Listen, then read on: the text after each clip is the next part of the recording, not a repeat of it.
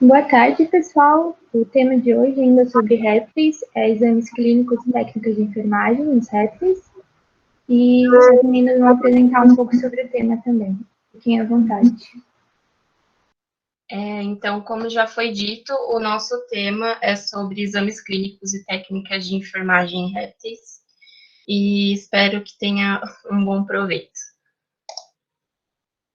Bom, antes de tudo, antes da gente começar a parte de exames clínicos, a gente sempre tem que saber qual é a espécie que a gente vai trabalhar, qual é a espécie que vai ser trabalhada, qual as diferenças fisiológicas que cada espécie tem, a anatomia, as particularidades, a biologia, os limites, a capacidade daquela espécie. Tem espécies que são aquáticas, tem espécies que não são aquáticas, então tudo isso é muito importante a gente conhecer para saber identificar quando um animal não está bem, quando um animal está bem. Então, a gente tem que saber a contenção para cada espécie de animal, para cada tipo de animal, a fisiologia, os parâmetros normais e o comportamento também. E também tem que se atentar que quando a gente fala de animais silvestres, com pequenos animais pode acontecer também, mas com os silvestres o estresse ele pode alterar alguns exames, por exemplo, hemogramas, e é bom ter um bom conhecimento também sobre os equipamentos que a gente vai usar numa clínica de animais não convencionais ou silvestres.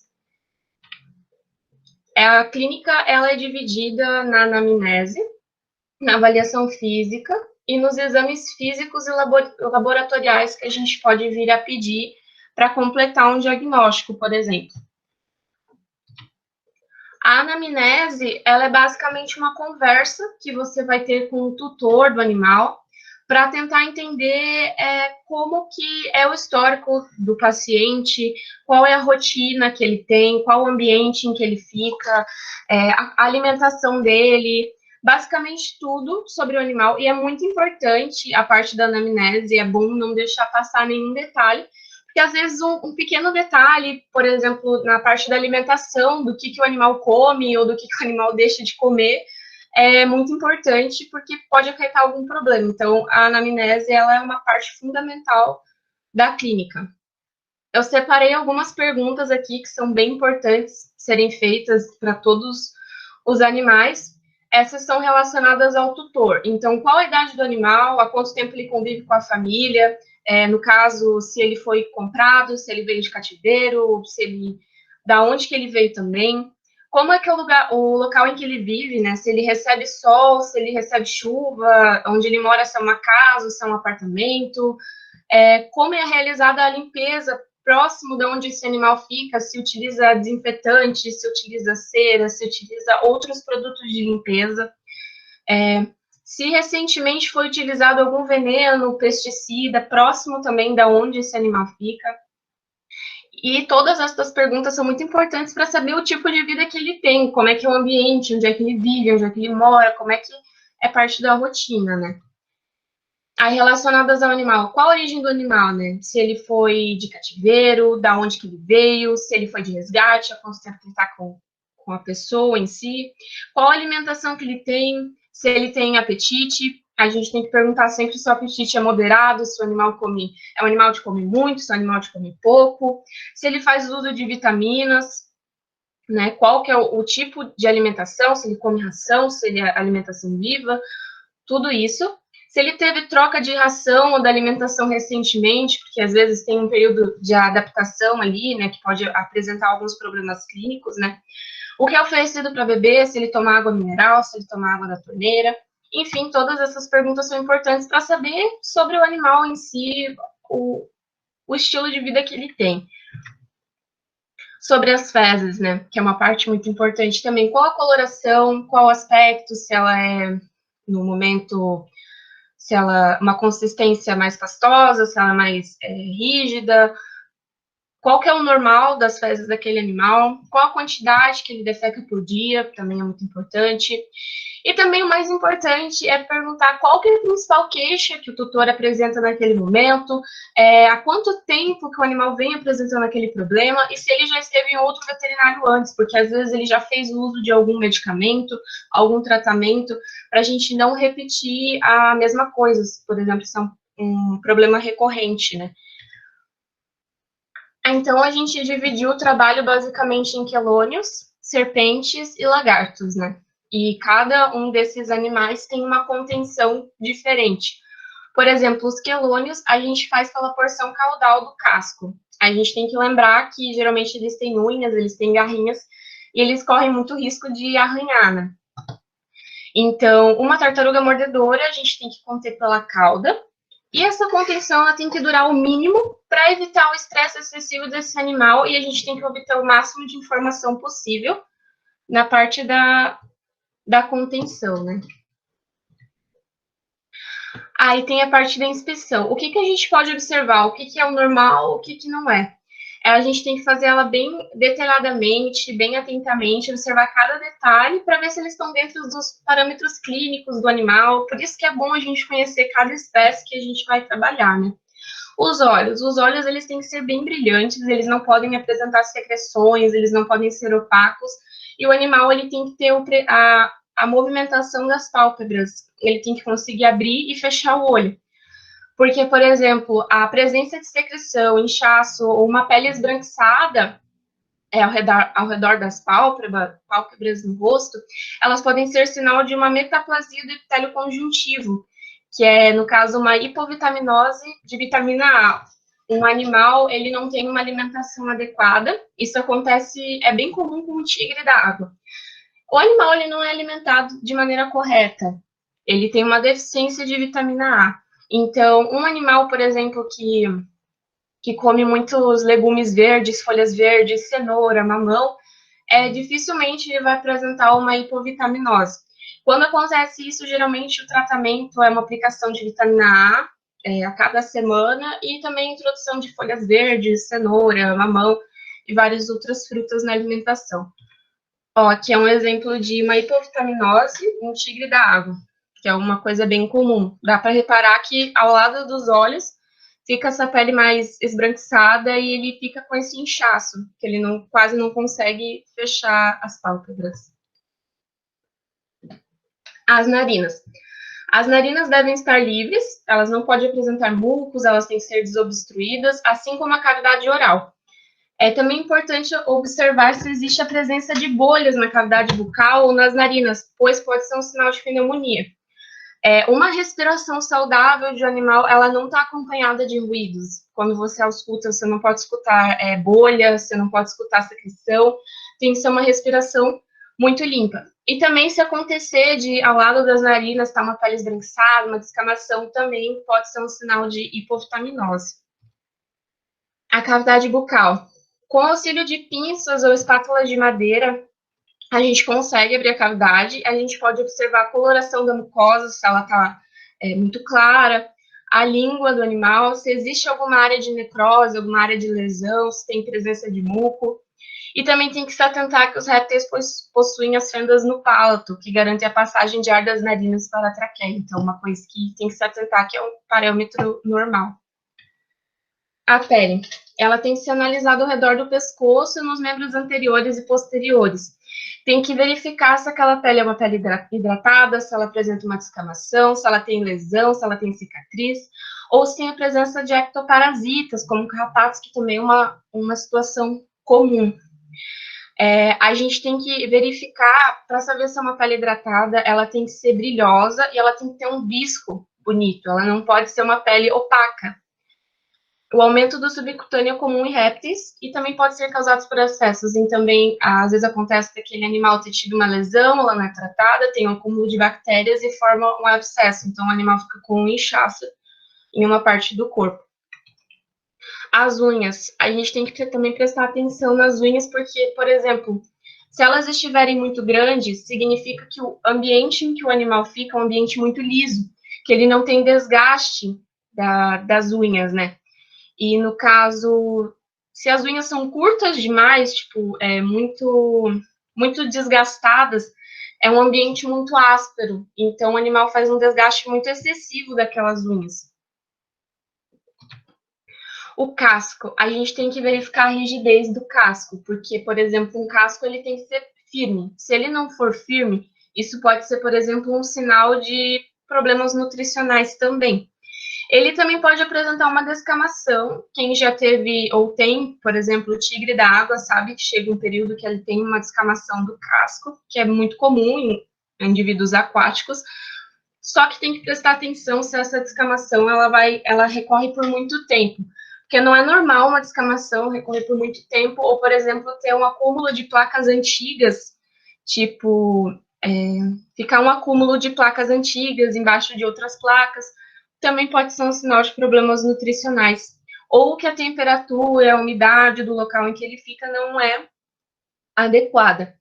E também lembrar que o limo e as águas aquáticas, elas são fatores que causam problemas nos cascos desses indivíduos. A cloaca.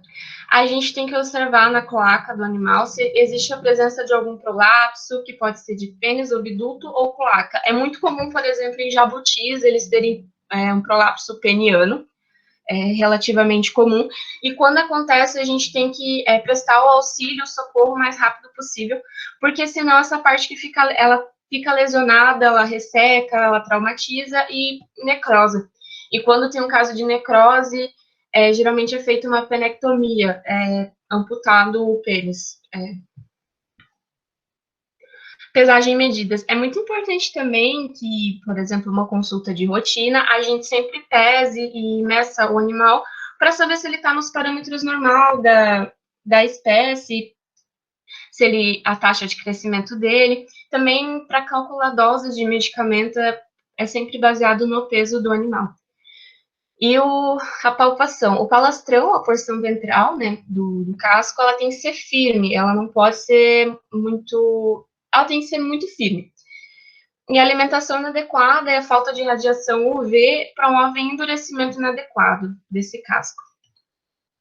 Então, chegou a parte de exames complementares. O exame de sangue, a coagulação dos répteis ela é geralmente mais rápida. Então, nesses casos, é recomendado utilizar agulhas heparinizadas para fazer uma coleta de sangue. A agulha que a gente pode utilizar é uma agulha fina, não de insulina, porque senão tem que fazer muita pressão, mas uma agulha rosa já seria suficiente. E locais de coleta em quelônios, a gente pode cortar, um corte acentuado das unhas, que sai algumas gotas de sangue, mas elas têm que ser cauterizadas depois. Também tem a veia caudal dorsal medial e a veia jugular direita ou esquerda. E nesse local, às vezes é muito melhor sedar o animal para ele não se mexer, não causar problemas, né?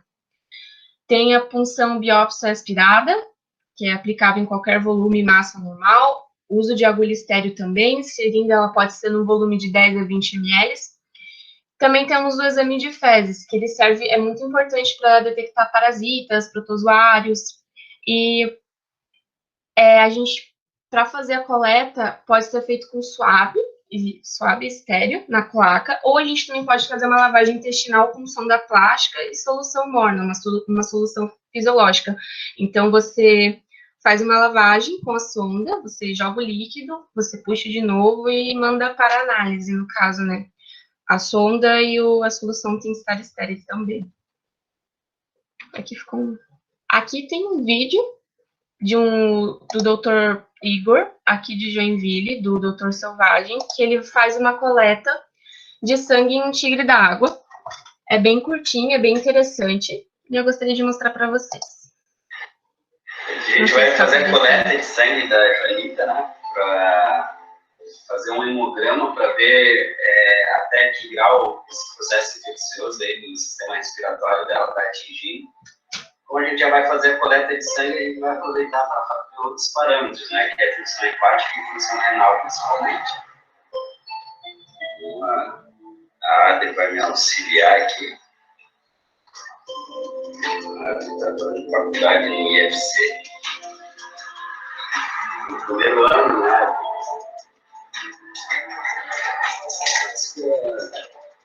Os bracinhos.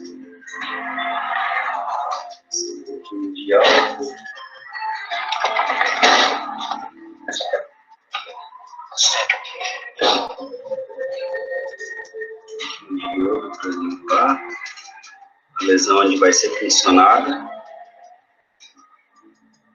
Aqui embaixo da carapaça passa um seio venoso, tem um seio linfático e um seio venoso, para não contaminar o sangue com o seio linfático. Mas hoje estou com muita sorte mesmo.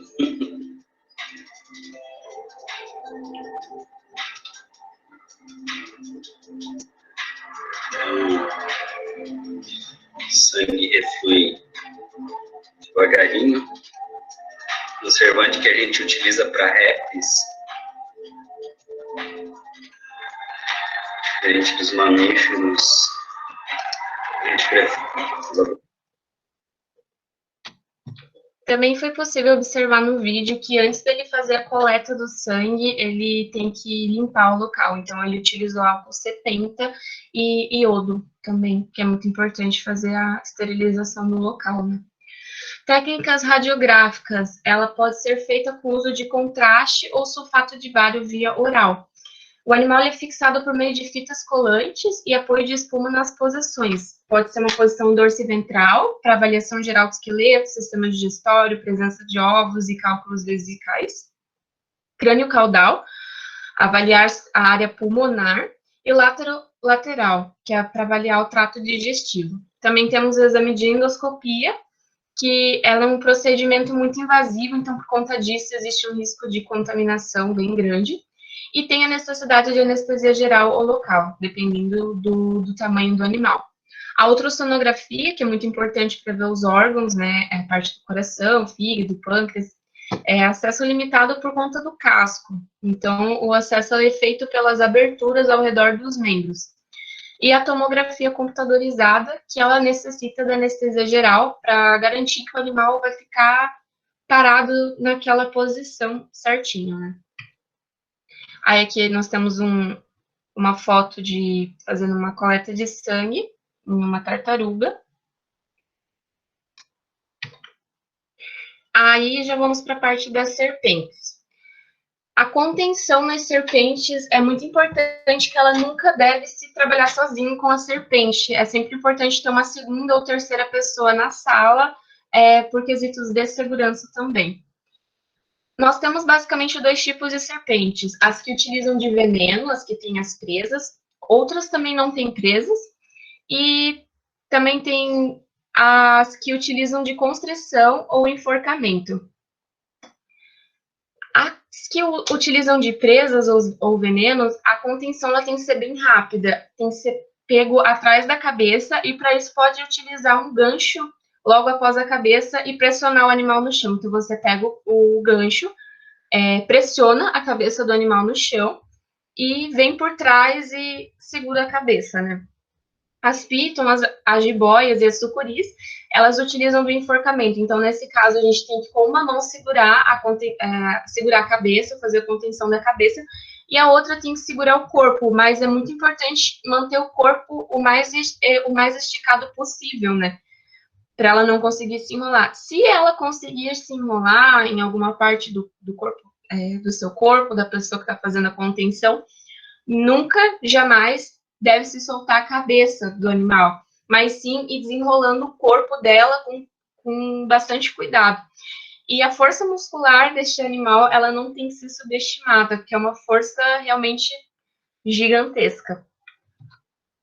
Aqui temos exemplos de contenção, então aqui é o gancho que foi falado, no caso estão pressionando a cabeça do animal no chão. Ao pressionar no chão, você vem por trás e segura a cabeça.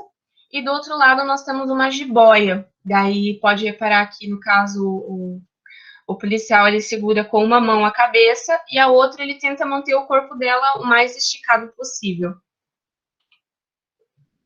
O que a gente tem que observar em serpentes? Os olhos. Assim como nos quelônios, os olhos eles devem estar brilhantes, eles não podem estar opacos, né? E acompanha uma coloração da espécie, é bem específica. Tem casos de jiboias que os olhos apresentam um pigmento que dá continuidade ao desenho do próprio corpo. Então, é uma coisa que é muito importante saber para não achar que, por exemplo, é uma anormalidade, né?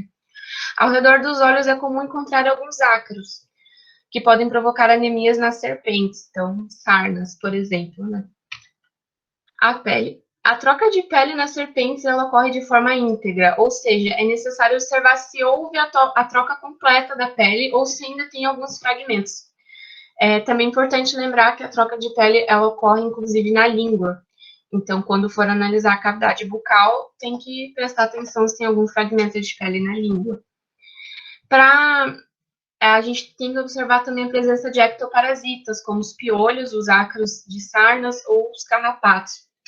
Para isso, uma técnica legal e importante é você utilizar uma escova na serpente deitada, né? E uma superfície clara. Então, você passa a escova nela e isso vai ajudar na visualização, se tiver algum ácaro ou algum piolho. As escamas, tem que observar se existe alguma perda irregular das escamas ou alguma mudança de cor, se está mais opaca, porque isso pode ser algum sinal de infecção fúngica, que é algo também relativamente comum em serpentes, né? A cavidade bucal. Tem que observar a deposição de muco, a coloração da mucosa, a língua, as placas diftericas e se há região de necrose, se tem alguma região de lesão. Como eu falei, tem que observar se, inclusive, tem algum resíduo de pele, de epitélio na cavidade bucal por causa da troca da muda de pele, né? A cloaca. Assim como nos quelônios, as cobras também, as serpentes, elas podem apresentar prolapsos penianos ou de cloaca. E também, assim como em quelônios, se acontecer de um prolapso, o atendimento tem que ser o mais rápido possível para evitar a necrose e, consequentemente, a amputação. Então, aqui na foto de baixo, temos uma jararaca ilhoa, que está com um prolapso de hemipênis. Exames complementares.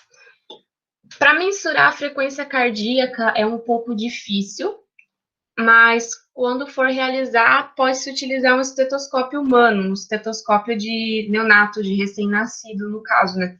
Tem alguns casos que também pode fazer o uso do Doppler, aquele equipamento para averiguar a frequência cardíaca, né?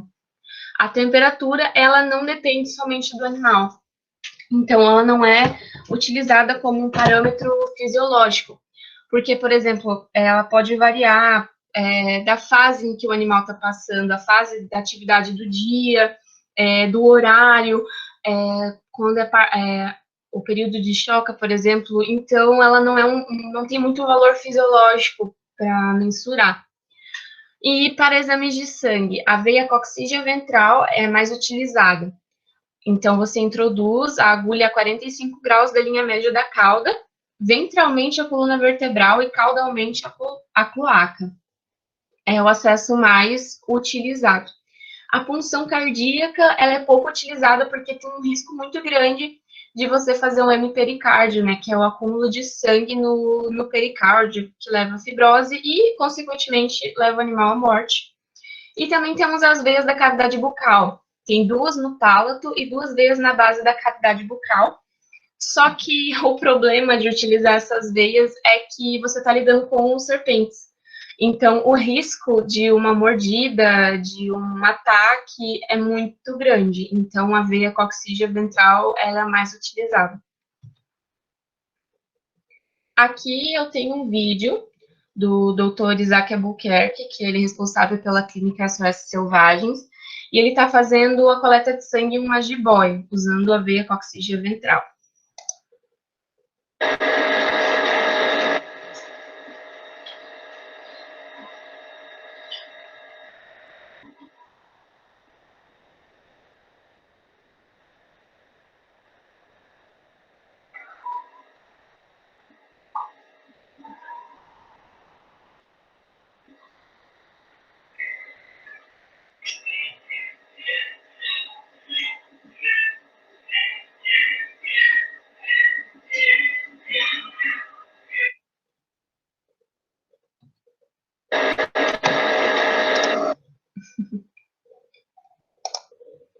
O exame de fezes, ele é um exame de extrema importância, assim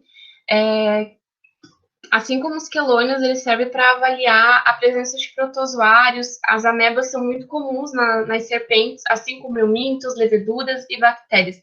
Durante a contenção, pode acontecer do animal defecar, porque é um ambiente estranho, ele fica nervoso, mas se isso não acontecer, a gente pode também fazer através de swabs estéreis, ou uma lavagem cloacal no estômago, utilizando sonda e solução fisiológica também esterilizada. Também pode, por exemplo, no caso seria isso, exame de fezes. Então, a gente faz uma lavagem na cloaca com solução fisiológica e sondas esterilizadas. Os exames microbiológicos.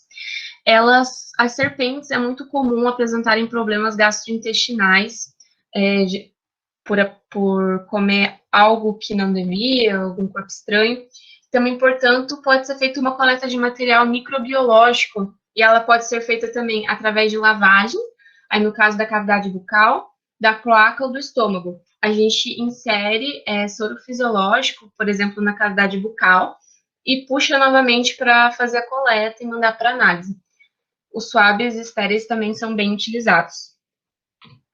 A radiografia. É muito importante para identificar a presença de ovos, corpos estranhos e problemas referentes ao esqueleto, que é muito comum o animal vir a engolir, comer algum corpo estranho. Tem alguns casos que eu já vi, por exemplo, de jibois que comeram toalhas inteiras. Então, uma radiografia é muito importante para dar o diagnóstico nestes casos.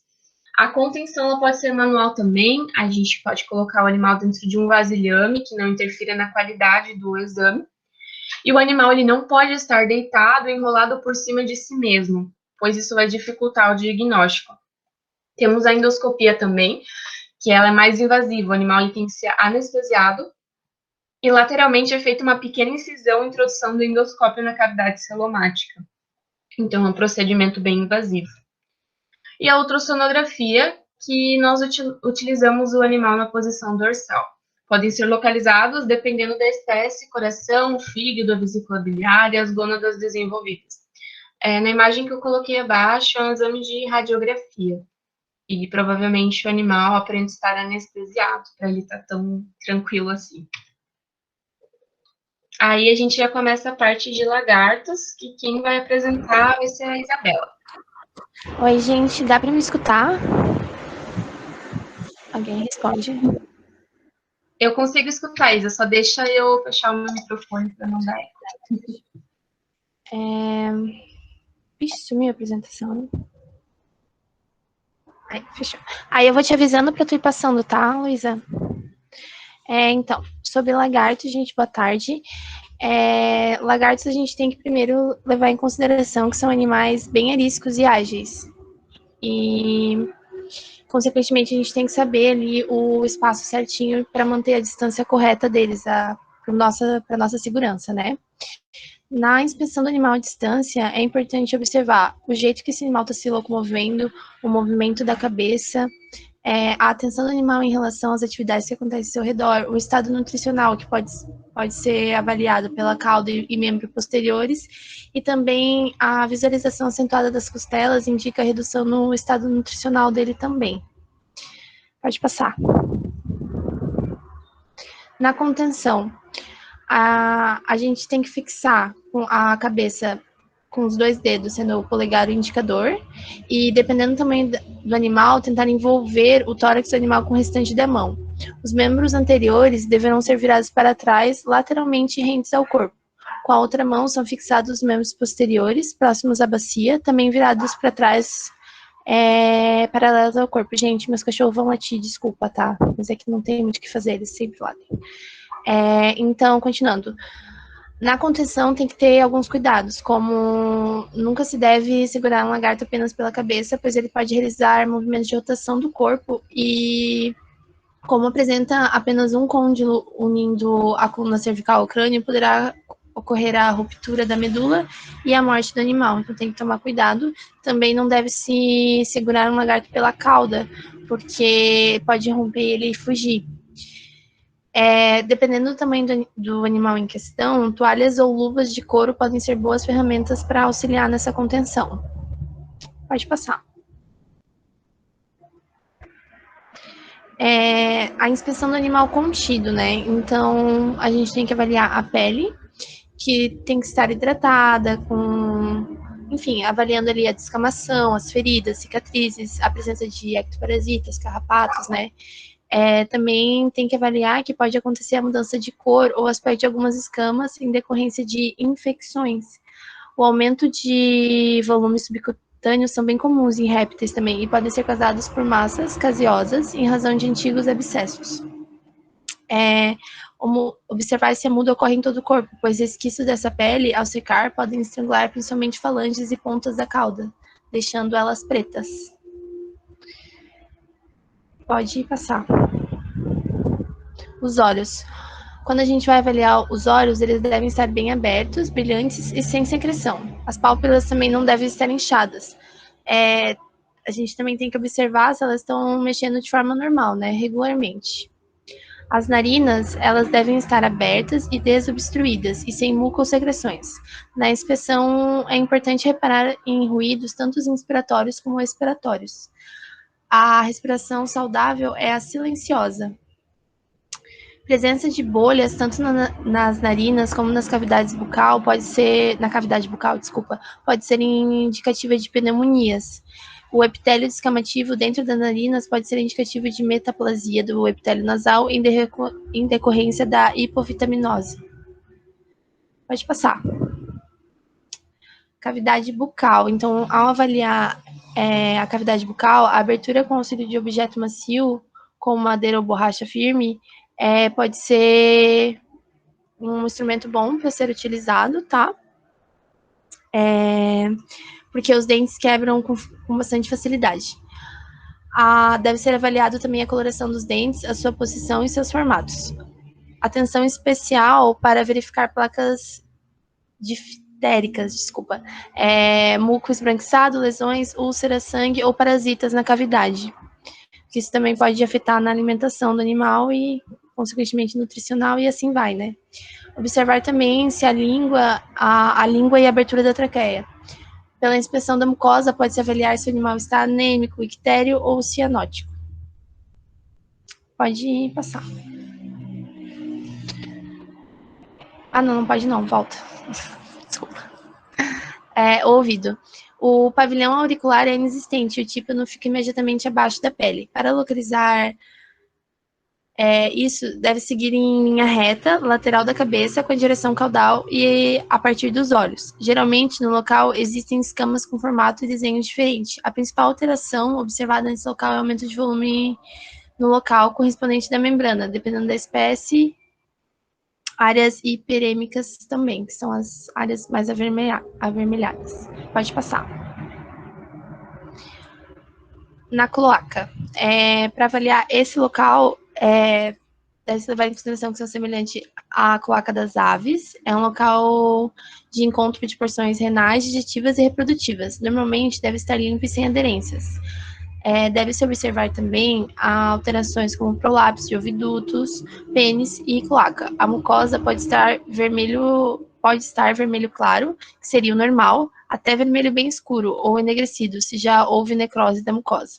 O pênis em lagartos é duplo, também chamado de hemipênis. A pesagem. O animal deve ser pesado para obter parâmetros de comparação com os outros indivíduos, idade e evolução durante o decorrer do tempo. O conhecimento do peso é fundamental para cálculo de medicamentos, além de associar ao estado nutricional do animal, né? A temperatura corporal, frequência cardíaca e respiratória devem ser mensuradas, mas não é muito elucidativo, pois com a contenção são alterados e a temperatura corporal varia de acordo com a do ambiente. Para auscultar lagartos, sugere-se utilizar entre o estetoscópio e a pele do animal uma toalha ou um papel macio para reduzir os ruídos causados pelo contato com as escamas que revestem o corpo do animal. Além do estetoscópio, a atividade cardíaca também pode ser acompanhada por um aparelho Doppler, que amplia os sons. Pode pular. A palpação. A palpação de lagartos é bem mais fácil do que em quelônios, pois o abdômen, na maioria das espécies, não tem costelas e a pele é fina e elástica, permitindo palpar os órgãos internos. Essa técnica é utilizada principalmente para palpar trato digestório, presença de corpos estranhos, que pode ser pedra, areia, pedaço de plástico. Também podem ser gases, impactação de fezes, enfim, etc. Nas fêmeas, é útil para diagnosticar a presença de ovos nos ovidutos e aumento de volume intracavitários proveniente de abscessos e tumores também podem ser palpados. Pode passar. Os exames complementares. Então, o exame de sangue pode ser feito por colher volumes maiores para exame de hemograma, complemento e bioquímica, e gota de sangue para esfregaço sanguíneo e avaliar a morfologia celular, tipo hemoparasitas. Em consequência de uma coagulação sanguínea muito rápida, tanto a agulha como a seringa de colheita devem estar heparinizadas. Alguns locais de colheita são corte acentuado das unhas, que devem ser cauterizadas depois, a veia coxígea ventral, a punção cardíaca é pouco indicada. Pode passar. Aí a gente tem um videozinho.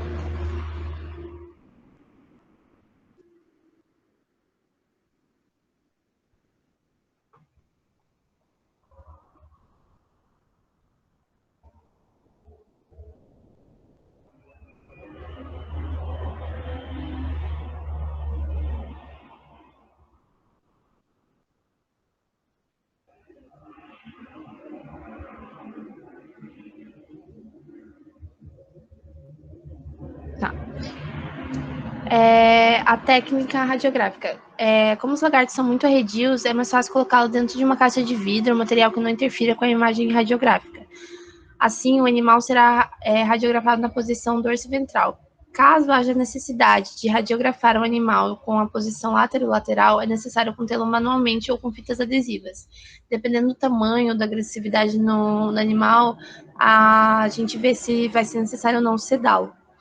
A posição dorsiventral permite avaliações gerais do esqueleto.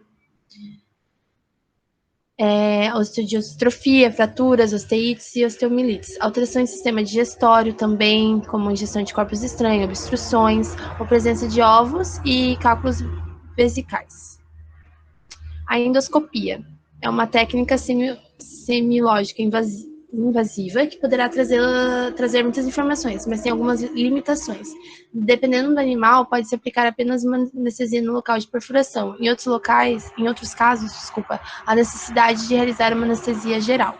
Além do equipamento de endoscopia, é preciso inflar com gases estéreis a cavidade celomática dos lagartos, diferente das aves que apresentam sacos aéreos. O acesso é lateral, na altura do início do terço final do corpo, no espaço intercostal. Como não existe diafragma nos lagartos, é possível avaliar todos os órgãos. Durante essa intervenção, não há necessidade de ventilar o animal, pois, na maioria dos casos, a contração da musculatura lisa ao redor dos septos pulmonares é responsável pela continuação da respiração, mesmo com a cavidade celomática aberta. Pode passar. A ultrassonografia. Por meio dessa técnica, pode-se visualizar os movimentos cardíacos, os ovários, fetos, novidutos, atividades dos intestinos e, no caso de gota úrica, cristais de ácido úrico recobrindo serosas de vários órgãos. Pode passar.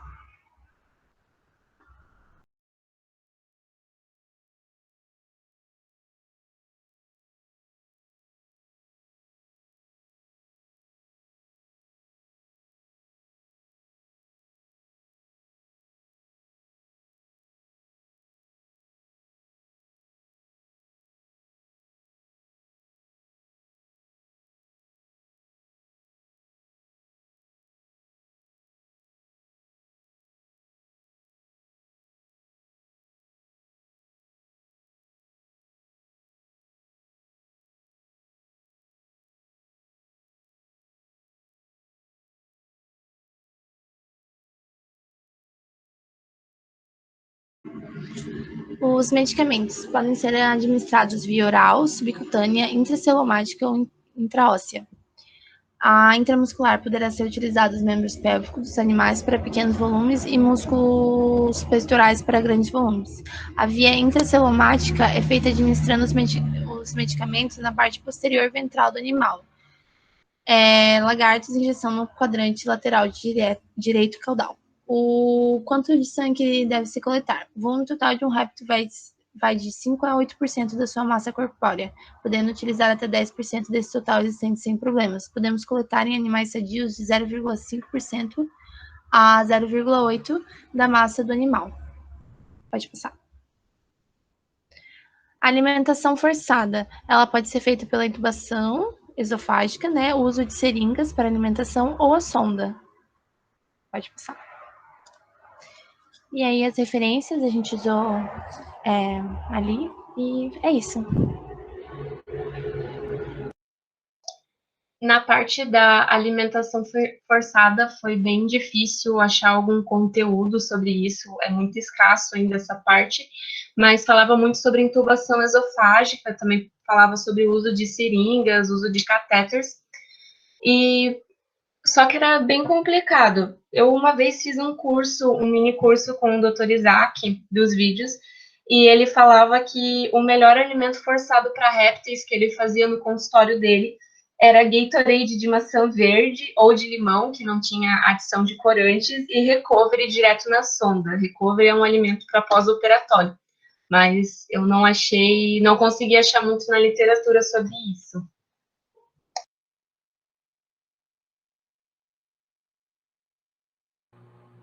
Olá, meninas, aqui é a professora Simone, parabéns, deixando claro que tanto a Luísa quanto a Isabela são alunas do primeiro ano da Faculdade de Veterinária, né, acabaram de entrar, tiveram ajuda e a consultoria das meninas que estão mais avançadas no curso, que são da diretoria, né, elas me pediram uma ajuda, eu encaminhei ali para as meninas darem um suporte, né? A Luísa, pelo jeito, já estava na área, Luísa?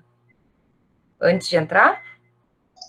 Não, é que no começo do ano passado, quando começou a pandemia, os GEAS da Universidade do Piauí, eles fizeram uma parceria com o Isaac, que é lá de Teresina, se eu não me engano, e eles davam alguns mini cursos online, assim, tipo, teve algumas pessoas aqui do grupo que eu sei que fizeram também, que eram inscrições, eram poucas vagas, então, tipo, quando abria tinha que correr para se inscrever. Aí eu cheguei a fazer um com eles de diagnóstico de animais selvagens, hematologia, sobre um resumão de répteis, assim. Ah, muito legal aproveitar essas oportunidades, né, que a pandemia nos trouxe aí. Tem bastante coisa online hoje para fazer, é claro que não substitui a prática de um estágio, mas ajuda vocês a aprenderem um pouco na teoria para se prepararem para esse momento da prática, né? Então, parabéns pela iniciativa. É claro, vocês estão aprendendo ainda a fazer slides, até observando os slides de vocês, que eu vi a dificuldade que vocês tiveram ali para montar e tal. Não é todo mundo que entra na faculdade sabendo mexer, né, nessas coisas. Eu tive uma ideia até de, no começo do próximo semestre, a gente fazer um workshop, alguma coisa assim, de slides, até para ajudar vocês no seminário, na faculdade, e assim vai. Chega lá no TC, vocês estão craques já, né? Só vocês verem a apresentação de TC dos colegas de vocês. Oi. Desculpa, eu vou ter que sair, tá? Porque eu tô trabalhando, eu entro às 2, eu não almocei ainda, então já vou sair, tá bom? Tudo bem, obrigada, Isabela. gente. De Tchau. nada. Tchau, tchau. Então, até tive uma ideia, a gente vê no começo do próximo semestre, de repente, de fazer um workshop prático, assim, alguma coisa diferente, não só uma coisa teórica, né? Para ajudar vocês no aprendizado aí de fazer esses slides e tudo mais. Mas o conteúdo estava muito bom, tá, meninas? Eu tenho pouquíssimas coisas, assim, para acrescentar, como, por exemplo, o nome dessa descamação das escamas que vocês trouxeram ali é ecdise, né, que é fisiológico nos répteis, e realmente, como vocês disseram, pode acontecer por hipovitaminose, por uma série de erros de manejo, a disequidise, né, o nome da doença, é quando realmente essa ecdise acontece de forma errada e tem acúmulos de placas, podem acontecer uma série de problemas aí, tá? A questão das unhas dos cágados, só lembrar que na traquemes, que é o cágado de orelha vermelha, e também em todas as espécies de traquemes, na verdade, né, são 3 que a gente tem mais como pet, tem diferença entre gênero, Então, as fêmeas têm naturalmente a unha mais curta, os machos têm a unha bem longa, tá? Claro que pode haver o que você citou ali de erro de manejo, da questão do substrato, mas a gente tem que se atentar para essa diferença de gênero para conhecer a normalidade. E a última coisa só que eu tinha para adicionar ali é uma questão da seringa e agulha heparinizada nos répteis, né? A gente utiliza heparina para répteis, porque o EDTA e alguns outros anticoagulantes, eles causam hemólise, né? E aí essa hemólise, fiquem à vontade, gente, quem precisa sair, eu que me atrasei. Essa hemólise, que é quando estoura as células sanguíneas, vai alterar o resultado, né?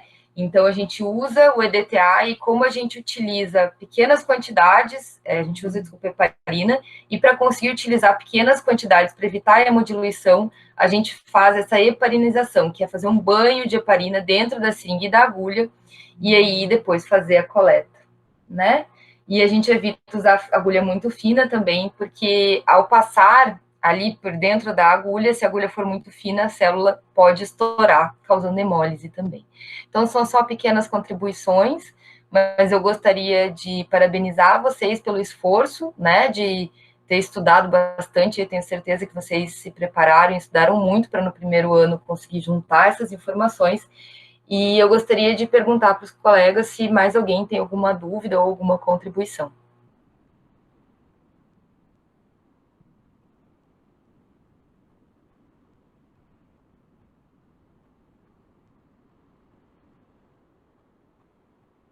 Alguma experiência de estágio? Alguma coisa que vocês gostariam de contribuir?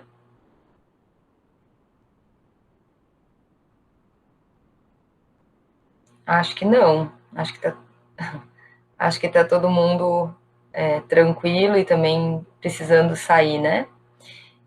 Então tá certo, gente. Eu vou encerrar a reunião eu mesma aqui, porque a Larissa, que iniciou a reunião, precisou sair para fazer uma prova. Um bom final de semana para todos vocês e a gente se vê semana que vem, então. Grande abraço.